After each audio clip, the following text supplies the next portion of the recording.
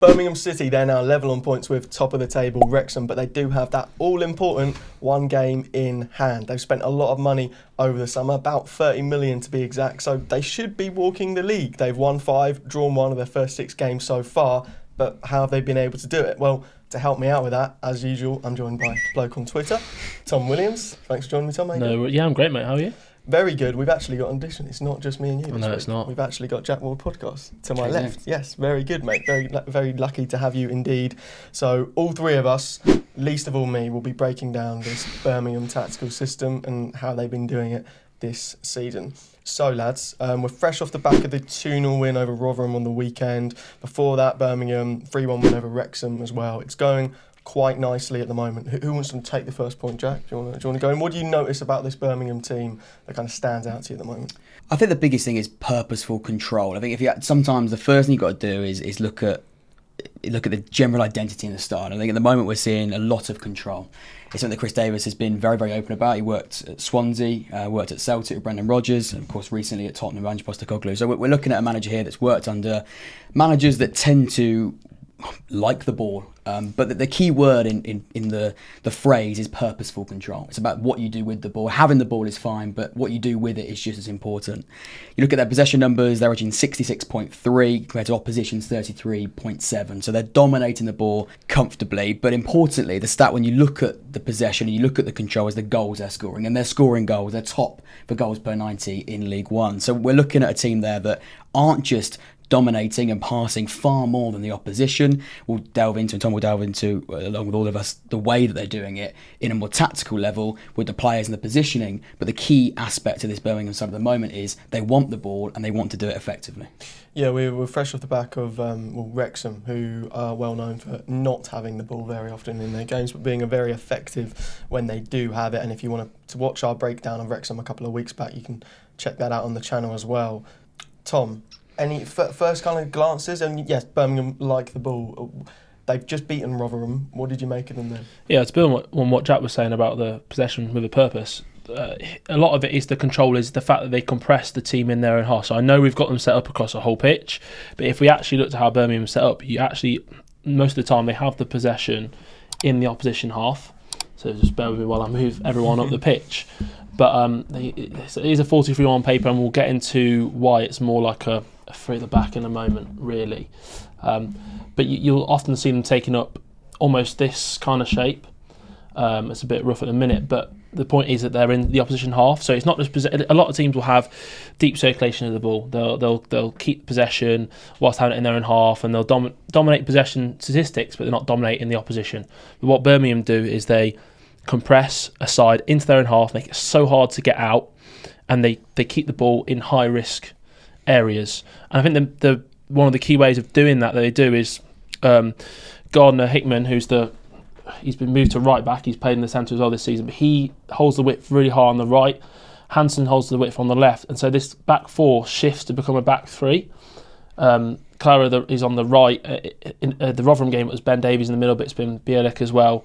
And then Cochrane, who is actually traditionally a left midfielder or a left back, kind of a left-sided attacking player, has been like the left centre-back. And for me, if I had to single out a single player in this Birmingham team as someone I enjoy watching or a favourite, it would be him. He gets into this sort of area here a lot, and that's where the goal against Wrexham, the Jay Stansfield header, comes from. His cross for that is superb, and he's able to push forwards and get in these dangerous positions because he's an advanced player normally, but he's playing almost like a left centre back. And what they do, they leave the centre back on his own almost. So they've then pushed forward 9 players to dominate opposition. So it's very hard for a team to get out because they're committing everyone forwards. And we talk about, as I'm sure we will, Birmingham have got unbelievable resources for the level, and therefore you're able to play this style because your players relative to the level of opposition is so much better. You know, you see all the managers throughout the pyramid who play this style. You have to have the players that are good enough for the level to also play that way, and because they've got players that should be playing the Championship, they can do that. It's high and it's risky, right? Because you know you're very exposed at the back on a counter attack, but if you're ever going to play this style, as you said, you make sure that you've got the quality to do it, and obviously they've spent more than enough to have that quality. But something that I noticed about the stats anyway, their defenders are very capable passers. Christian Bielik, former Arsenal player, here is the most accurate player in the league when it comes to passes. I think he averages the most accurate passes per 90. And then in and around the top 10 is other parts of their defence as well. And if Christoph Klara and Alex Cochran as well, I think he's 7th in the league.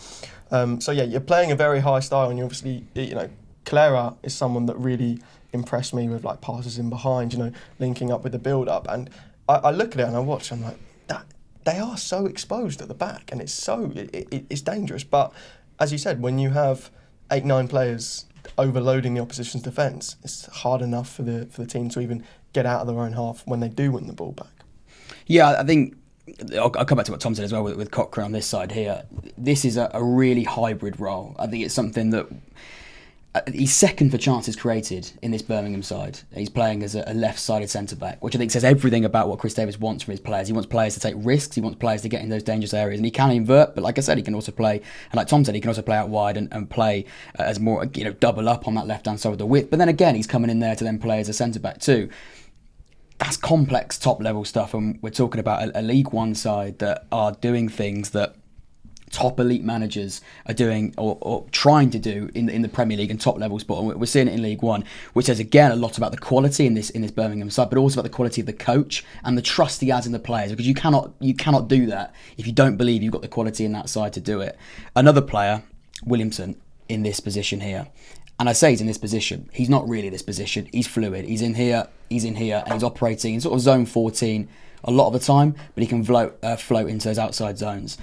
He's 6'4", I think, and I wish I was anywhere near that height. But you're close. Well, yeah, a couple of feet.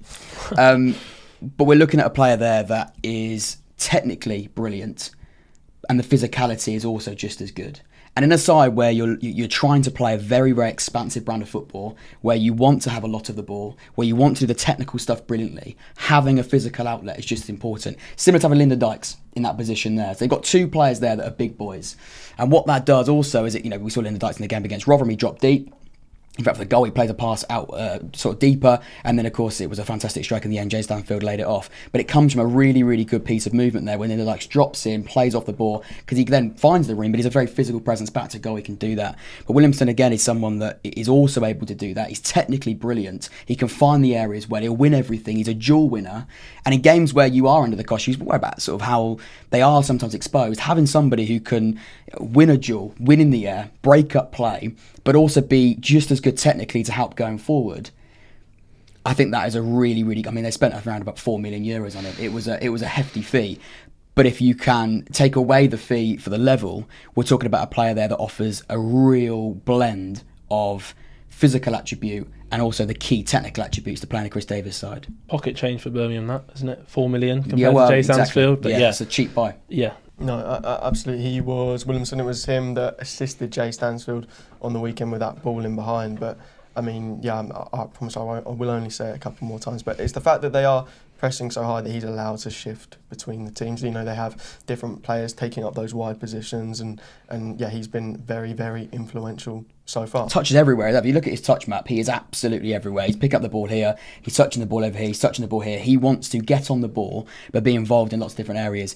Is he a number 10? I don't think putting a position on him is fair, because if you look at the areas in which he's operating, he's absolutely everywhere, mainly, obviously, in the opposition half. EFL shirts aren't always that easy to get a hold of, and that's why we've partnered with the Football League Store. At the Football League Store, you can browse hundreds of past and present EFL shirts for your desired club. And if you use our exclusive discount code, FootballPark, at checkout, you'll get 15% off your purchase. Follow your club in style this season by heading to the Football League Store, link in the description. Speaking of Stansfield, he has 3 goals already for Birmingham. He cost quite a lot of money. Well, the most money out of any of the players, 15 million over the summer. But what a player he is, right, Tom? Yeah, he's looking... It's hard to say he's looking worth the money, but he's looking worth a record fee. Whether that record fee should be that high, who knows? But if they've got the money to spend and they can sustainably do it, and they can bring in a player of his level, then why not? And we're not going to talk about the sustainability and things like that, but what we are going to talk about is his role. And we talked about Williamson, how he's so fluid. So is Jay Stansfield. He comes out on the right-hand side to receive the ball a lot. He'll come deep to receive the ball. he'll get into the more traditional front two or forward position when it's Dykes or Alfie May, whoever it is, plays in tandem with them. So his touch map as well is really impressive. He's all over the place, and of course he's in the box when it matters, and to get those vital finishes. And what's been impressive about his goals so far, they've been a nice mix of goals, a header, really nice finish as well, reactive, poacher's instinct kind of finish against Wrexham as well. He's a player you can tell is a clear level above League One. Out of all the players, I think he stands out probably the most, just because he's always picking up the ball in dangerous areas.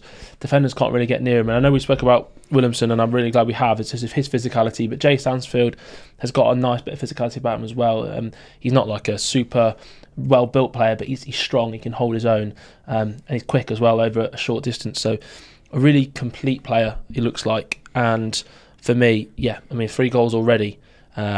And he's able to play in a kind of a variety of roles, but 3 goals in 2 games, it's a very good start. I think that a range of finishing capabilities is the biggest cop-out explanation of a striker ever, because a striker should be able to score different types of goals.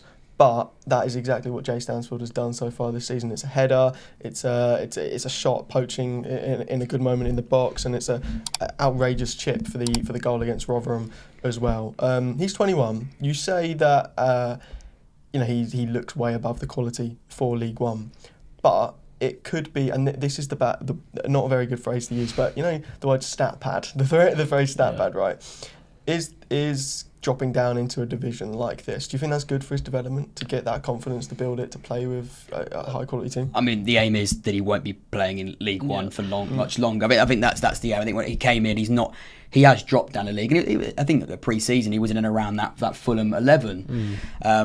He probably wasn't going to play much in the Premier League, and I think a low move to Championship is what a lot of people thought would happen. But I come back to the point, this team shouldn't be in League One for much longer.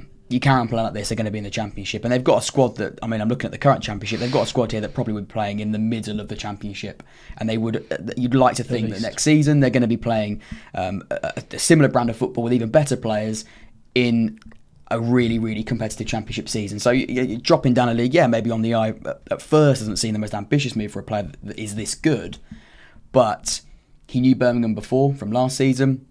He knew the direction. It's a really exciting project, and I've got a feeling he won't be playing in League One for much longer, and I think it will be with Birmingham in the Championship, to be honest. I think another point to make is that this is the first team he's played in that's actually been at the top of the table, kind of a team that's it's harsh to say, but a good side. Exeter were decent, but came into the newly promoted team, not expected to do too well. Birmingham City obviously relegated last season. He's done well in both of those teams who have not been big hitters. He's now in a team who are big hitters. He started really well, 3-2. You'd imagine he'll be hitting 20 plus goals this season. He should reach that quite comfortably. I know it's crazy to say about a player that should reach 20 goals comfortably, but I think he will. It's not as him as a player; it's the team. The way they're playing is the amount of chances they created. Yeah. You'd like to think, we spoke about the finishing, you're going to create that many chances, get in those type of positions. You'd like to think he's going to score a lot of goals. You can talk about XG all you want, but a player that completely defies that stat is Tomoki Iwata in midfield for Birmingham. He was brought in from Celtic over the summer, about £820,000. That's really cheap for Birmingham. He's very cheap for Birmingham indeed, not cheap for League One, but he's 27. He has scored 2 absolute bangers in his last 2 games. They're sort of identical goals as well. 2 very nice strikes. Tom, what do you make of him? He looks really impressive. Yeah, 0.08 XG combined for the 2 goals. Wow. So very, very impressive. You don't even score 1 in 10 of those chances. No, he scored 2 of them. So ball striking straight away is obviously the eye-catching thing in terms of his offensive abilities, but I think his overall game, and I know Jack wants to talk about the double pivot they've got, but his overall game is really impressive in that midfield. He's only played 2 games, and he looks like he's been in that side for a long time. The understanding he's got other players, he knows when to go, he knows when not to go, and I think that's an important point to make about Birmingham briefly, so we can talk about that double pivot, is when they get in the box, you've got the 2 forwards and Williamson who get into the box. You've got the 2 wide players, Hansen, who we haven't even really touched on. He's a great player on that left, but he gets overlooked because of the amount of players they've got. They've got the right back on the right hand side there, Garner Hickman, and then the 2 midfielders can the double pivot can almost lurk on the edge of the area, and that is why the ball comes out to Iwata twice and he scores 2 goals from it, because they have flooded the box. They've got 3, and then you've got Dykes or May, and then you've got Williamson and Stansfield in the box. Any defence in this league is going to be panicking those 3 players in the box, so they're packing that defensive area. It leaves the 2 players on the edge of the area spare, and Iwata has profited from that so far with 2 really good finishes, to be fair, but 2 chances created by that overloading the box and then having the 2 men spare on the edge. Yeah, I think the double pivot is...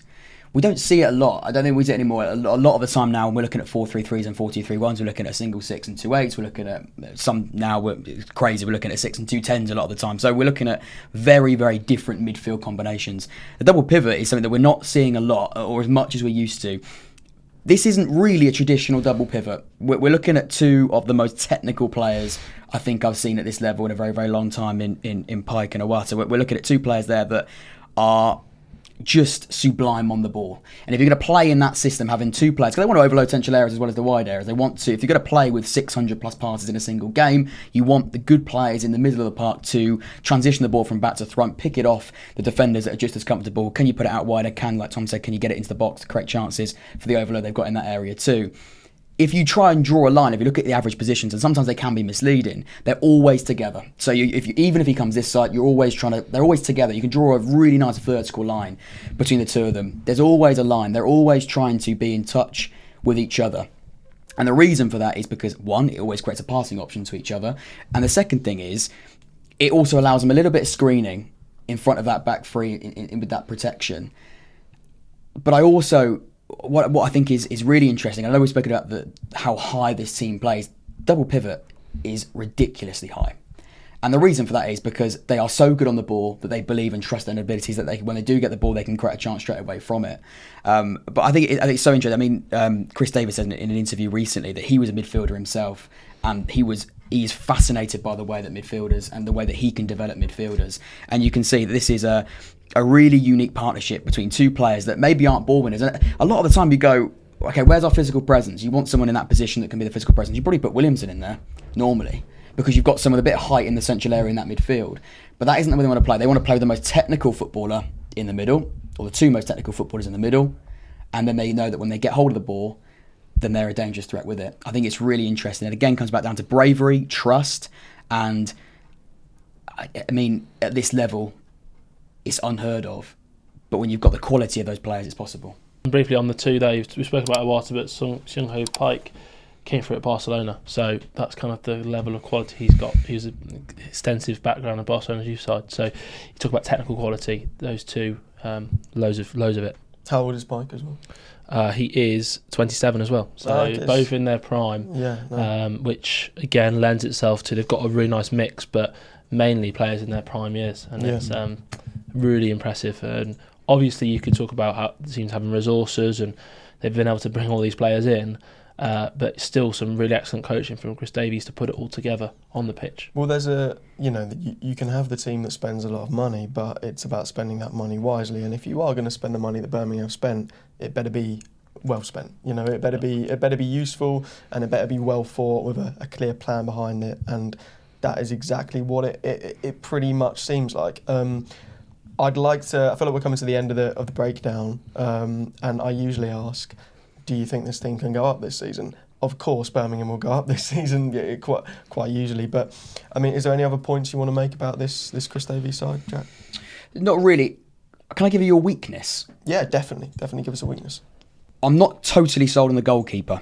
Okay. If you watch the goals back, and if you look at the goals they conceded, and by the way, they've got the lowest XG conceded. They're not conceding goals. Mm-hmm. They're not giving away chances easily whatsoever. And a lot of that is because we talk about having control and dominance, and that's an advantage with you offensively. But defensively, the bottom line is it's not the most analytical thing you're going to get in this video. If you've got the ball, it's much harder, much easier, for the opposition. Much harder for the opposition to score. Yeah, hence why we've not touched on the out of possession shape, because, in all honesty, they're not out of possession a lot.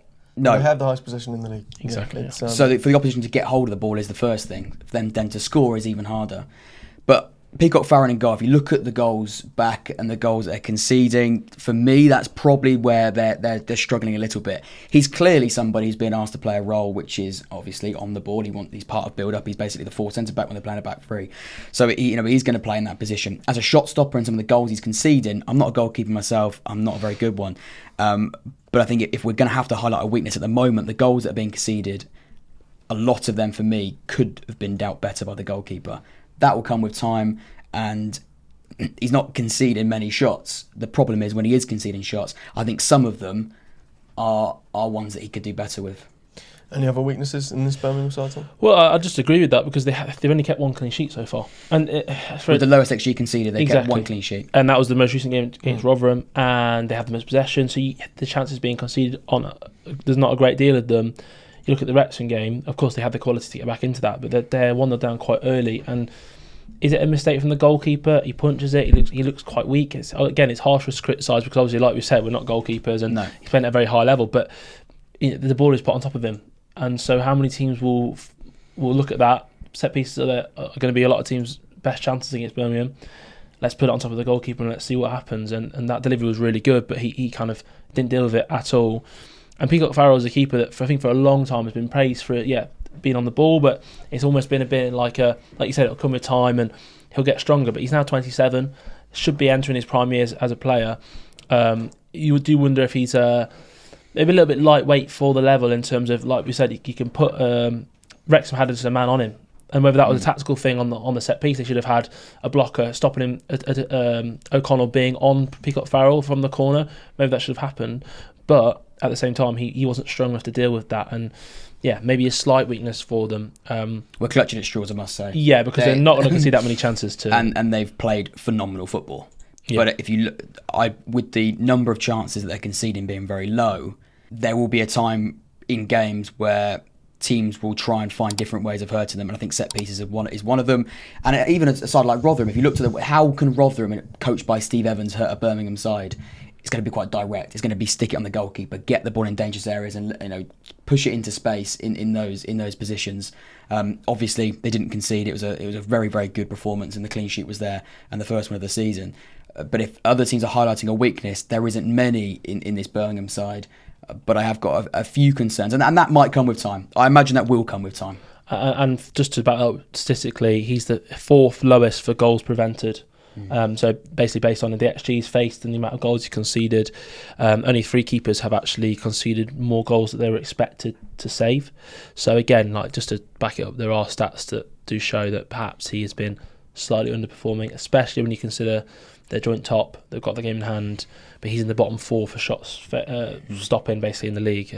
So maybe it's an area that is perhaps a weakness. That is another tactical breakdown in the bag. Thank you very much, Tom. Thank you very much, Jack. We've broken down Birmingham City's dominance this season in League One and highlighted a slight weakness too, but there is very much. It's a very little one, is what I'm trying to say. If you've got another team that you want us to break down next week or in weeks to come, please let us know in the comments, and also let us know if you agree with these lads' takes as well. And for now, we'll see you next time.